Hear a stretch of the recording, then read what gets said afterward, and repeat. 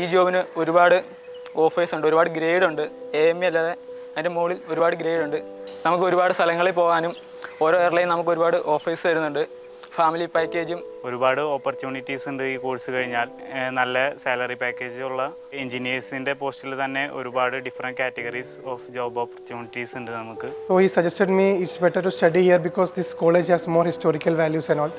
എയർക്രാഫ്റ്റിനോട് ഏറ്റവും അടുത്ത് നിൽക്കുന്ന തന്നെ പൈലറ്റും അത് കഴിഞ്ഞ ഒരു എഞ്ചിനീയറാണ്. സോ അതായിട്ടുള്ള ബന്ധപ്പെട്ട കോഴ്സ് എടുത്തു കഴിഞ്ഞപ്പോൾ AME ആണ് ഫസ്റ്റ് വന്നത്.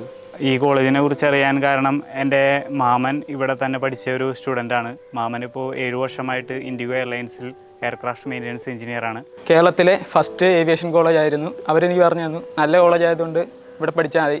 ഈ കോഴ്സ് എവിടെയൊക്കെ ഉണ്ടെന്ന് അറിയാൻ വേണ്ടിയിട്ട് ഗൂഗിൾ റെഫറൻസ് ചെയ്തപ്പോൾ സദേൺ കോളേജ് കണ്ടത്. സൗത്ത് ഇന്ത്യയിൽ തന്നെ ആദ്യത്തെ എയർക്രാഫ്റ്റ് മെയിൻ്റനൻസ് എഞ്ചിനീയറിംഗ് കോളേജ് ആയതുകൊണ്ടും പിന്നെ കോളേജിൻ്റെ ഇൻഫ്രാസ്ട്രക്ചറൊക്കെ ഇഷ്ടപ്പെട്ടുകൊണ്ടും അവിടെ ഒന്ന് ചേർന്നു.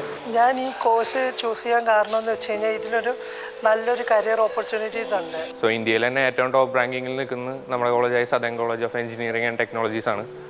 സോ അതുകൊണ്ടാണ് ഞാൻ ഈ കോളേജ് ചൂസ് ചെയ്തത്.